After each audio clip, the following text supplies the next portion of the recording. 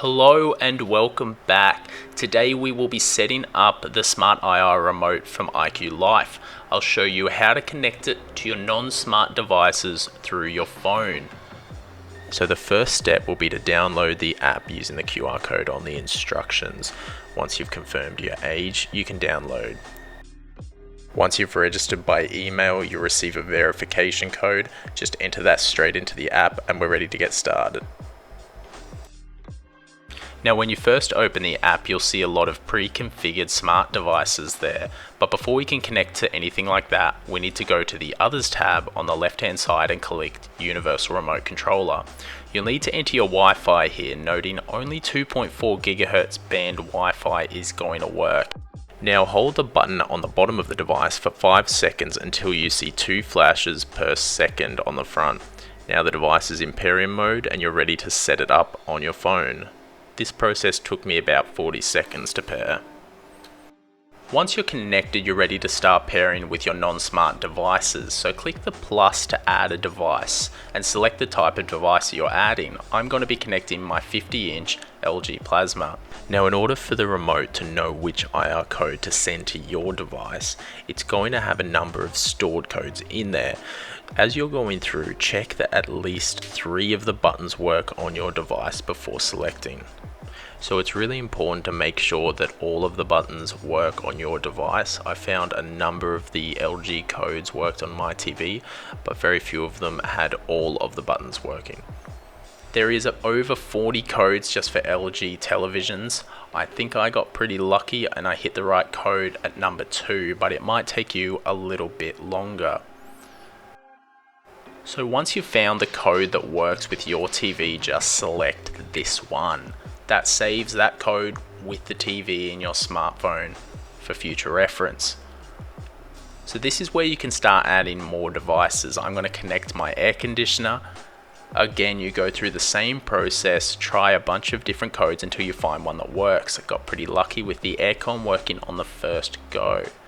You can see the little remote lighting up with the IR signals. It sends them out in every single different direction and has a range of 10 meters, so keep it somewhere nice and central to everything. So I have one final device that I want to connect here. It's my Yamaha soundbar. So I go through the same process. They store 6 different codes for Yamaha sound systems, but in this case, none of the IR codes worked. But not to worry, return to the DIY section and enter in the brand name. Here you can code each button individually using the remote by pointing it and pressing the button straight at the IR blaster.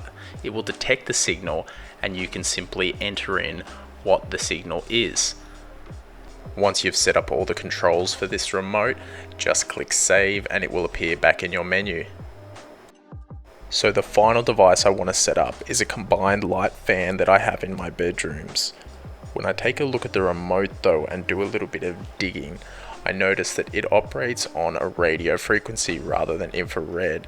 The difference being the infrared operates on a much higher frequency than radio waves. But if you have a remote like this at home, don't worry, we're going to test it out. Just set up the prompts in the DIY menu, just like we did earlier. As long as the IR blaster picks up the signal from your radio frequency remote, you're going to have no issues at all using it. So now that we've set up all of our devices, we're ready to start playing around with the smart features. So the first thing I'm going to do is set up an automation. In this case, I'm going to set it to turn my air conditioner on as soon as the temperature outside, according to the inbuilt location, exceeds 35 degrees Celsius.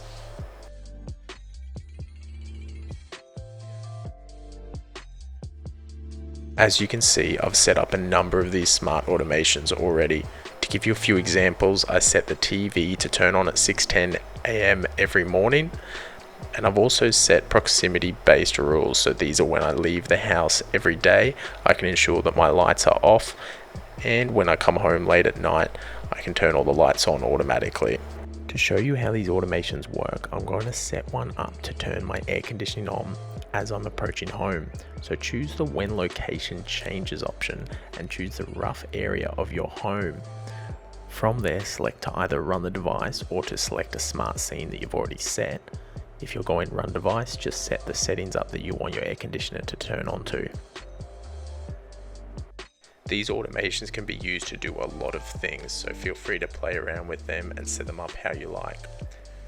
We're going to move on to setting up a scene now. Scene is a predefined state that you want to set multiple devices to. So in this case, I'm going to set up a specific scene for movie mode. This is going to be to turn the television on, set it to mute, and turn my soundbar on. Once you've set the scene up with all of the different tasks that you need to achieve that scene, it's going to return you to the menu screen where you'll see the little tile that you can press on demand to achieve that scene. So now we're ready to integrate with Google Home. So open up your Google Home app and navigate to your settings. At the bottom of this screen, you'll see Works with Google. Open this up and you'll see a big list of apps that currently are integrated with Google. You want to search for Smart Life. Smart Life and IQLIFE actually use the same login details. So just enter in your IQLIFE details when prompted here. Once you've entered in your details, before you know it, you're back at the home screen and you have IQLIFE integrated. You can see the devices you previously set up, the television, the desk light, the air conditioning, and the loudspeaker. So now we're ready to dive into some of the more advanced setup like If This Then That, a web and mobile based platform that integrates with IQLIFE and our Google Assistant. First step will be to create a new argument. To do this, we'll set the if part of the argument to be sourced from a phrase that you say to your Google Assistant. In this case, we want to turn our movie mode scene that we just created on. So we'll set up 3 different ways that you might say it to your Google Assistant. It might be movie mode on, turn on movie mode, start movie mode. You can have as much creativity with setting up these 3 as you want. Just remember that this is how your Google Assistant is going to recognize what scene to turn on.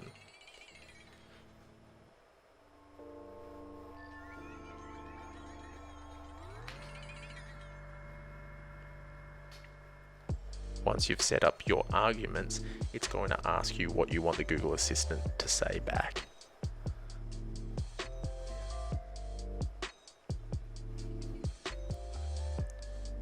Now that we've set up our trigger to source from our Google Assistant, we're going to need to link If This Then That with Smart Life. Smart Life and IQLIFE fall under the same umbrella, and when you select Smart Life, you'll be prompted to log in. Just use your IQLIFE code there.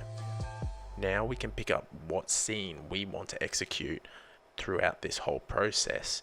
If we switch back to our IQLIFE to check, we'll see that the scene is called TV Power. So we're going to select that scene in If This Then That. There is a lot of customization you can do with If This Then That. Basically anything you can think of that you would like to achieve with the smart devices, you can set up a statement and set up a corresponding scene in IQLIFE and it can be done. Relax. So testing out my new If This Then That, I tell Google Home that I want it to enter movie mode, it's going to turn my TV on, it's going to turn my soundbar on, and it's going to turn my TV to mute, so it works seamlessly. This is going to be a lot of fun to play around with, and I'm going to see what else I can integrate in there. So thanks for making it this far through. Hopefully this helped you set up your IQLIFE device. If you have any questions, drop them in the comments, and I'll put a link with where to buy the device below.